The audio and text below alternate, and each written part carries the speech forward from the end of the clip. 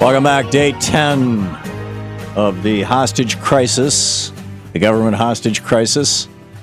And I'm appointing myself as hostage negotiator. David Selig is on the line, conservative commentator and pro-business advocate, founder and president of Selig and Associates. TrueTaxHelp.com is the website. David Selig, you have the hostages. Will you bring them out? I will not. What is it going to take for you to release the hostages?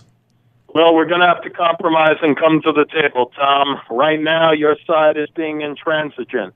But that's because we don't do... Excuse me. Go ahead. I think we need a little reasonableness on the side of the Democrats. We're going to have to come to the table, no? But we don't negotiate with hostage takers. Well, we're not taking anyone hostage, Tom. We're just trying to reconcile a problem. What about those children who aren't in cancer trials? What about the nuclear power plants that aren't being inspected? Don't we have hostages? I don't know about all that. That seems a little dramatic, doesn't it? No, it doesn't, actually. All right. I had a driver this morning, an Uber driver. It's kind of a little entrepreneurial thing where you can, be your own taxi driver, and they've got a little app for it. I think you know about Uber. They have it in Chicago too, and they've got this Uber X now that's even cheaper than cabs. And I had to get over here really quick, and it was raining like crazy. And so instead of running to the subway, I called Uber, and he was a White House chef. It's like, okay, these guys are furloughed, and he's like, you wouldn't believe the number of people in this town who have, who are furloughed, and they've burned through their vacation pay, they've burned through their sick pay, they're running on fumes, they're not going to be able to make their mortgage payments. He said, some of these guys are sitting in the bar drinking way too much. It's just not good. I'm not going to get a bitter tear over the federal employees who are out presently.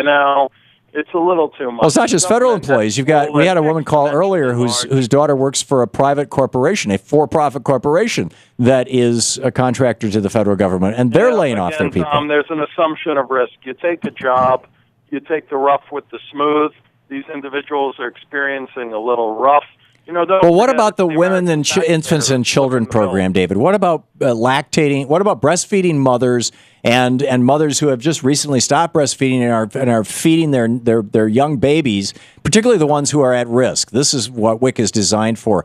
They're being cut off. Yeah, you make a good point. They should not be solely dependent upon WIC and governmental handouts. That's why the private sector needs to step in. Unfortunately, this administration has been so antagonistic towards the private sector, it has stultified growth and efforts. It's just when in the history of America has the private sector solved the problem of poverty?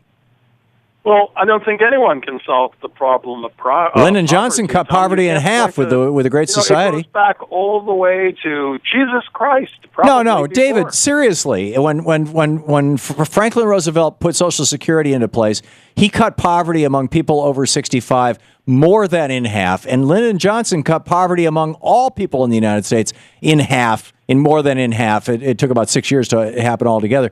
FDR did it in less than 3 years. Well, I had real grandiose expectations of this president. I thought he was going to surpass both of those people, but he didn't. He failed. Well, he didn't. He has not been the progressive savior that many of us hoped for. But then I think that if FDR had reincarnated himself, he still wouldn't be able to deal with John Boehner. I mean, we're in the midst of a hostage crisis right now. The problem is he just refuses to speak or negotiate or do really anything. You don't negotiate with hostage takers. Has been disastrous.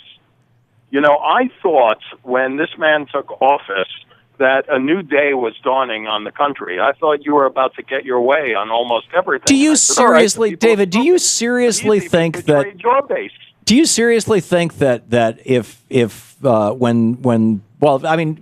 look at history. When Patco went out on strike, Ronald Reagan and then said, we're on strike. Now let's start negotiating. And Reagan said, I don't negotiate with people who go on strike. You're fired.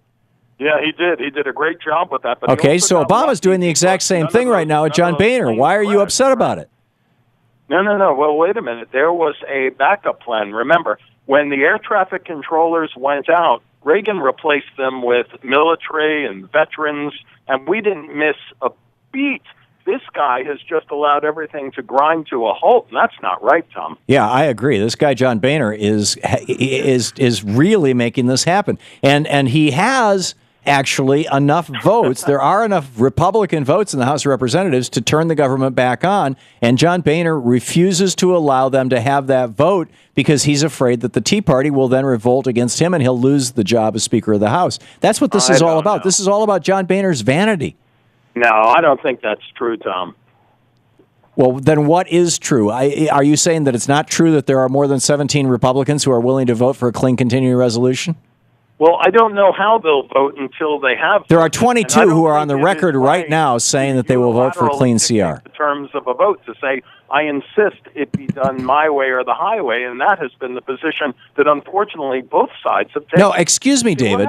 What the president is saying is to John Boehner, it's your way or the highway. The continuing resolution that Harry Reid and the Democrats and the president sent to the House of Representatives is using the numbers that came from the Republican budget. It's got the sequester in it. When John Boehner said this, Shano.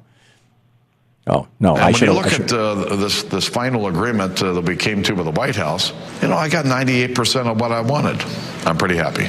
Those are the numbers, the sequester numbers. Those are the numbers that the Senate passed to the House. And Boehner, a month and a half ago, had told Harry Reid, "Send me a clean continuing resolution that includes the sequester. I'll sign it." I think that Harry Reid should now be saying, "Okay, we're going to send you another continuing resolution. This one doesn't have the sequester in it. We're going to unsequester all these funds, put people back to work, and re-stimulate the economy."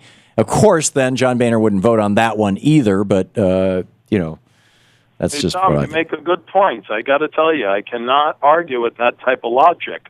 But, it is not a this side and that side matter. The fact of the matter, and I believe many people in your listening audience presently know, that there's a lot of blame to go around. And unfortunately, the American taxpayer is the person who is really suffering. And even the American that is not the taxpayer, those welfare individuals, the ones who are rightfully honored. You mean like Boeing and ADM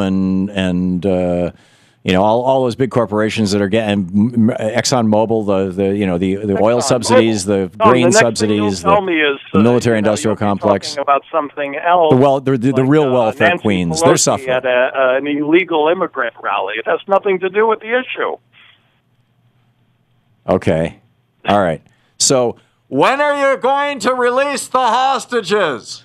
Immediately, as long as you're willing to be reasonable, we can come to terms. Tom, what does be reasonable mean? We could resolve this in an hour. What does be reasonable mean?